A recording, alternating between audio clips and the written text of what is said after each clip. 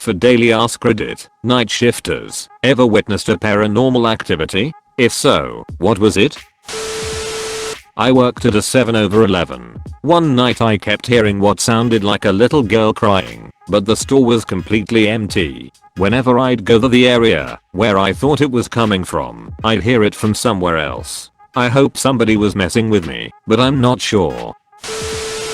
I don't have a story, but here is the one my wife likes to tell. She is a nurse, and for a couple of years she was working night shift in the palliative care unit, which is a comfort care / end of life unit. Patients in that unit are expected to die, or to be sent home, or to a care home to die. Anyways, those rooms also had a radio, and according to her it happened a few times that a radio suddenly turned on, and within an hour or so a patient would pass on. One rather busy night, the radio turned on and my wife went into the room, stared into the darkness, and said, "Cut that out. I don't have time for this shit." And the radio suddenly snapped off. No patient died during the rest of her shift, but one passed away shortly after she clocked out.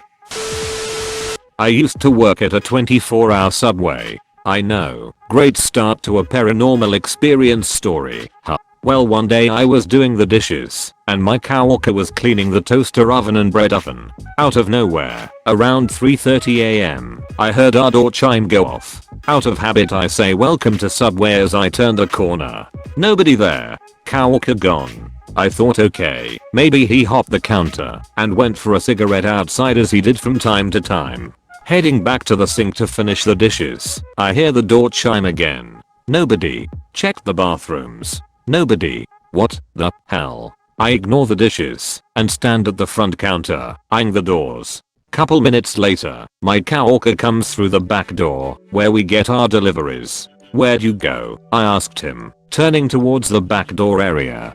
"To take out the trash," he replies. Door chime. He does the same thing as me. Welcome to Subway. Turns corner to see nobody there, but this time the door was wide open. Our doors are weighted to where they'll close on their own if you let go of them. Door stayed open for a couple minutes as we stared, then suddenly slammed.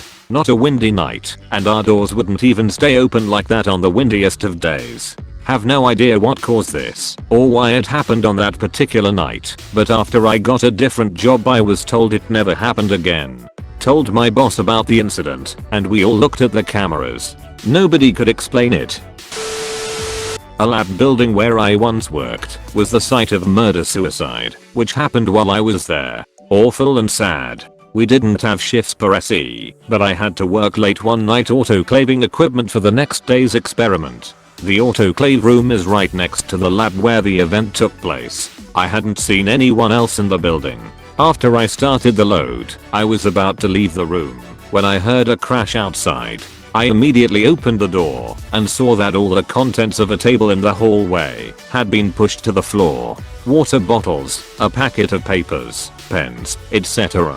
Since I was right by the door at the time, I would have seen and or heard someone running away. It was against protocol to leave things in the autoclave overnight, so I had to stay an hour and a half to get them out, but nothing else happened. I left the stuff on the floor, though. Didn't want a repeat of that.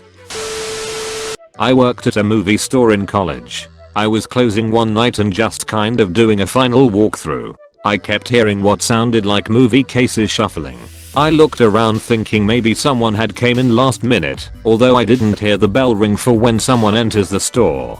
Didn't see anyone. Then I hear what sounds like a movie fall off a shelf in the kids section. I go over, and there's a movie laying on the ground, and I shit you not, it was Casper. I work the front gate at a military installation. The night shift is super dull and quiet where I'm at. For a while I noticed this dark green old Ford Bronco that would roll up. When I would stand out the gate shack, the car would do a 180 and leave. This happened about 2 to 3 times, until I finally caught the license plate before it turned. I ran the numbers to my supervisor.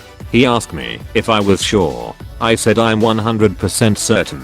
He tells me it couldn't be because the numbers led to a vehicle crash report that involved the exact same vehicle and plate number to which the driver had died, and the vehicle was totaled.